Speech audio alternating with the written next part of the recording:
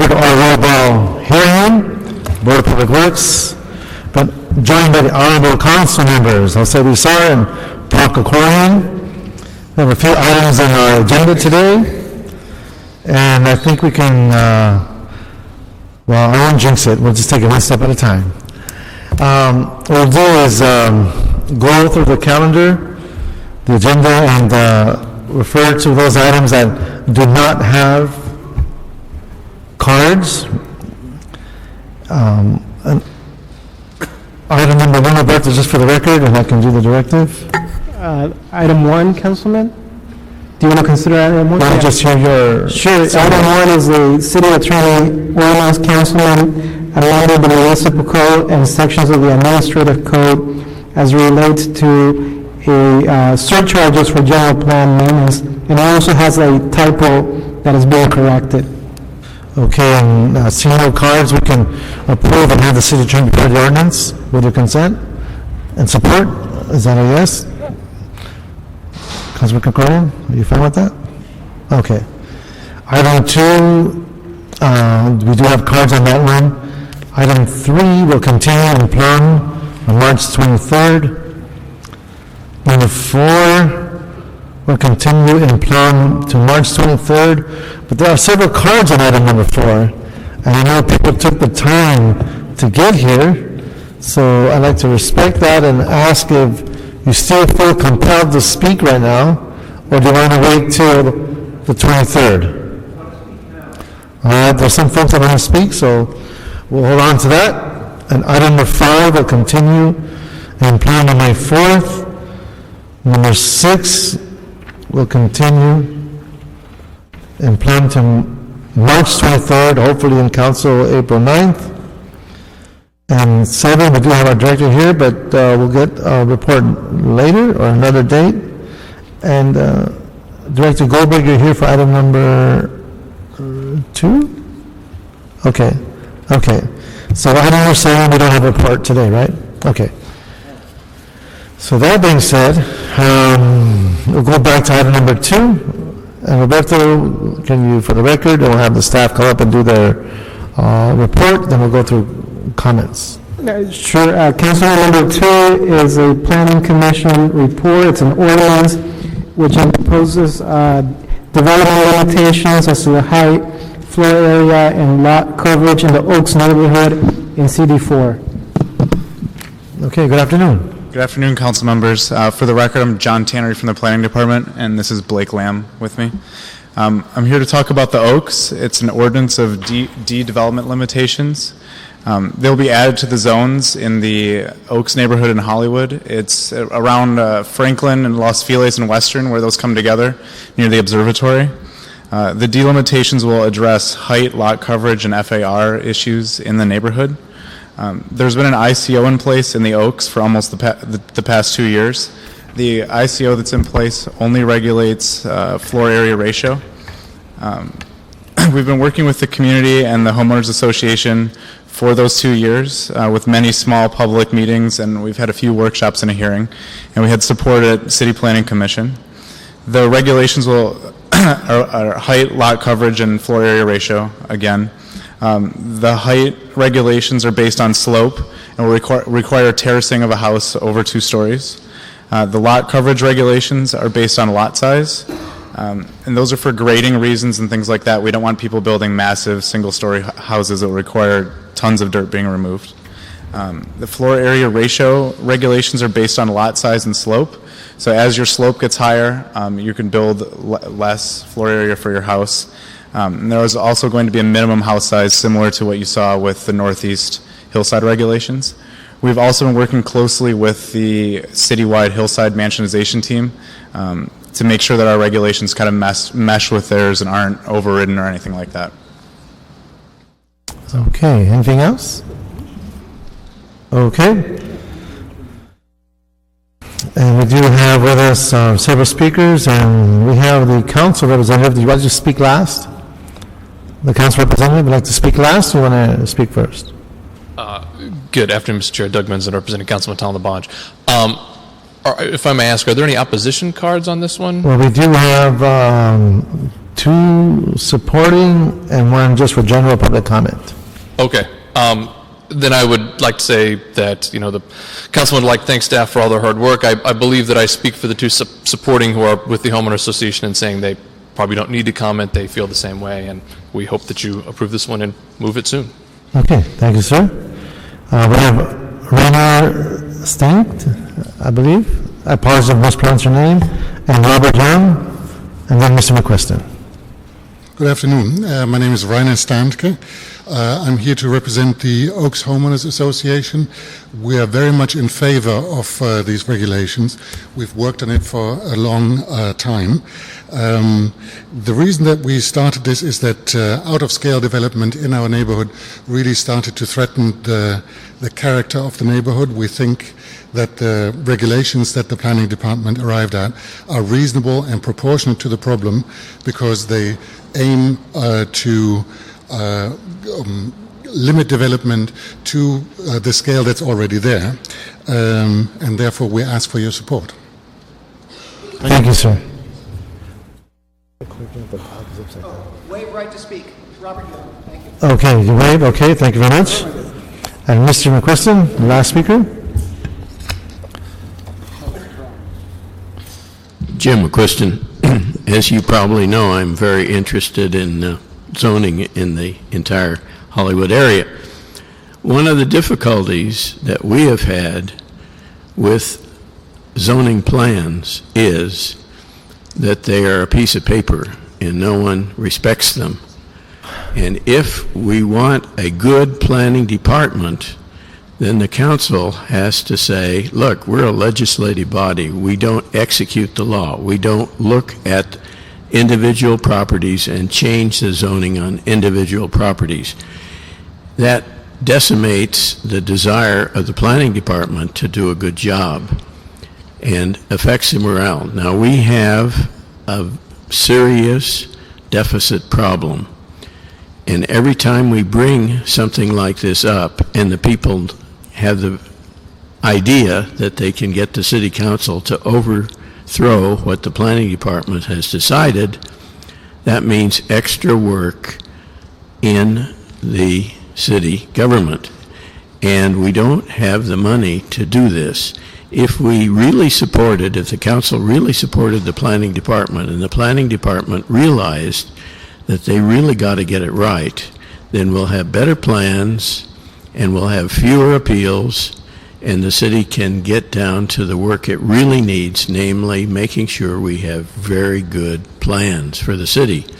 But if we continue on this course that we have been doing, we'll have trouble. On this particular plan, this includes Franklin Avenue. And Franklin Avenue is a high-rise area now. People have talked about 18-story buildings on it with big FARs. And every time they've come before the city council, they've gotten approval. Now, if that's what we're going to do, then we should exclude Franklin Avenue from this particular area. But Franklin Avenue is also the Hollywood fault. It's a dangerous place to build. So we really need better plan for Hollywood or for Franklin Avenue. Thank you, Mr. McQuiston. And seeing that we have almost all positive responses, I'd like to move that we approve. Have a second? That will be the action of this committee. Item number 4, Roberto. Now, we're going to have a public, the presentation, and I want to respect everyone that came here and submitted their cards, but this has been continued to March 23rd. So let's have the staff do their presentation on this, and Roberto, read it to the record. Sure, council members. 4 is an appeal by Kenneth McKenzie. He's appealing the action of the determination of the zoning administrator as relates to the operation of the Florentine Gardens in CD 13 and limited compliance with previously imposed conditions. Good afternoon, sir. Good afternoon, council members. Michael LeGrand, Department of City Planning, Chief Zoning Administrator. This is up for review from a prior revocation case. We'd like to use this time with the continuance to meet with the applicant and the council office to look at some of their concerns regarding these conditions and see if there's any meetings of the mind that can take place where we can see if their hours of operation and some of the discussions they've had with LAPD can be looked at by our department prior to coming back to you in March. Okay. Thank you, sir. So we agree to the continuance. Thank you. So we have a few speakers here. We have, I don't see Kenneth McKenzie, and I believe Lou Rabin is representative, and you are the appellant? Good afternoon, Councilman. No, just to tell you that we delivered a letter requesting a 2-week continuance to Ms. Lattimore just before the proceedings today, and that's our position, the applicant's position. Okay, Thank you. thank you. Next speaker is John Walsh. Then I have Jose Aguilar, and then we'll have Jimmy Queston.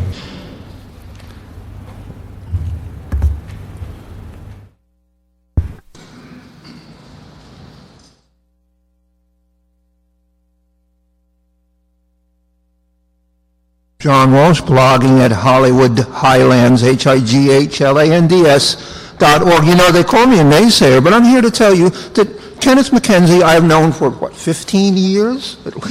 At least 15 years. He's been excellent in our neighborhood. He's a wonderful person. There's no crime there. Nobody in our neighborhood watch group. And I have a filing right here I'd like to hand you. Please put that in the administrative record. I've been at that address at Yucca and Argyle since '76. GAFA, Gower Argyle Franklin Alliance, formed in 1984, as you can see from our stationery. The Florentine Gardens is one of the most famous and the only continuing nightclub from the 1940s left in Southern California. You try to put a fire station there. We beat you out on that, and now the fire station is a couple of feet away, half a block away, and Mr. McKenzie is giving you, in tax money, hundreds of thousands of dollars every year when you wanted to condemn him. I'm telling you right now that this club is cohesive. It helps the neighborhood. I'm telling you, I remember when there was a club 4 blocks from where we lived called the Cafe de Grandi. They only had about 200 customers. They drove us crazy. 4 blocks away. Punks! And you know why? There was no security. The security that Mr. McKenzie and his cohorts present is a model for every single club owner in Southern California how to control a crowd. There's no problem on the sidewalk. Go out there and look. There's never any problem when it comes to anything run by Mr. McKenzie, and whenever we've had any crime in other areas of the city, he always comes to our neighborhood watch groups. HollywoodHighlands.org, find for Mr. McKenzie. Thank you, Mr. Walsh. Ms. Aguilar, please give us your name and address. Jose Aguilar, 275 Windsor Street, LA, CA 90033. One of the reasons that I'm here is because the issue that Mr. McKenzie's been given the runaround 15 months so he could have this variance dealt with. The fact that it dealt with 15 months, that he's been given the runaround for 15 months without an answer, and then I don't know who this continues got issued, but the thing is, 15 months is a very long time for a businessman that provides a business climate for the city of Los Angeles. You are in charge of creating business climate in the city of LA. Wealth is built in the private sector, not in the public sector. And if you do not allow this man to compete with the dozens of other nightclubs that have variances for after hours, it puts him at a disadvantage, and it puts his business at a disadvantage, and he gets less nightclub goers, which means less taxes for the city of LA.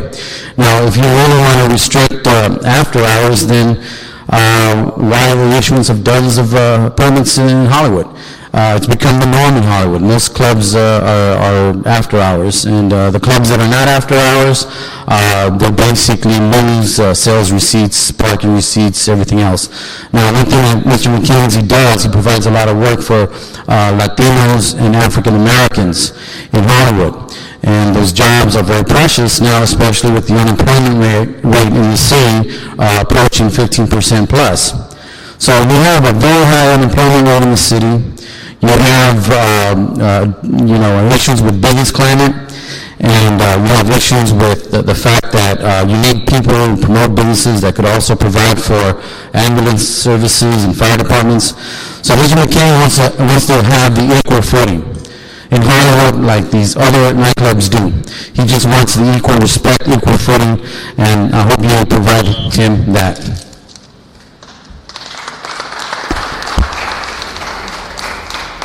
Thank you, sir. We have Mr. Jimmy Christian, our last speaker.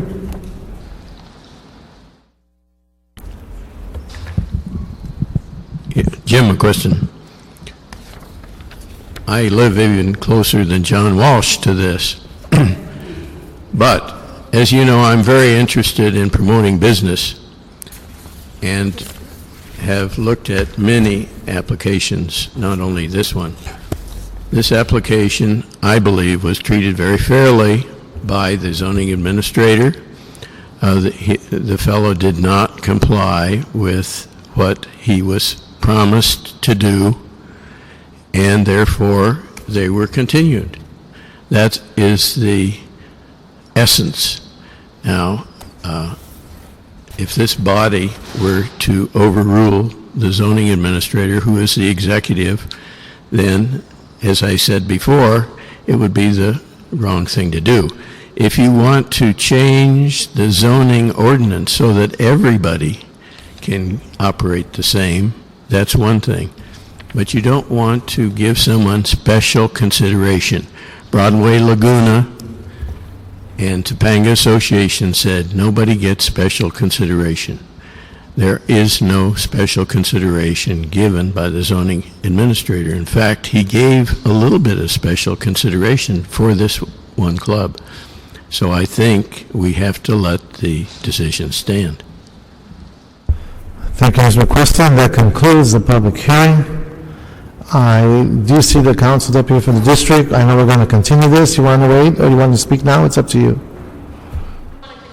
Okay. So we will be continuing this item to March 23rd. And so folks have spoken for the record on this item. Any other items on the agenda, Roberto? No, Councilman. Anybody have public comment? Okay. Who do we have here? Mr. John Walsh.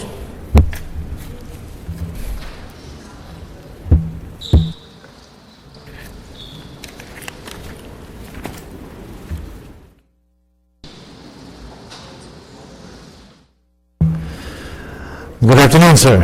Fine, hi. Incidentally, there was a good point made. On Hollywood is the most racist. Clubs are racist. Some of them are 99% white, except for security. Sometimes on the weekends, they have brown day, they have black day, and they have white day, okay?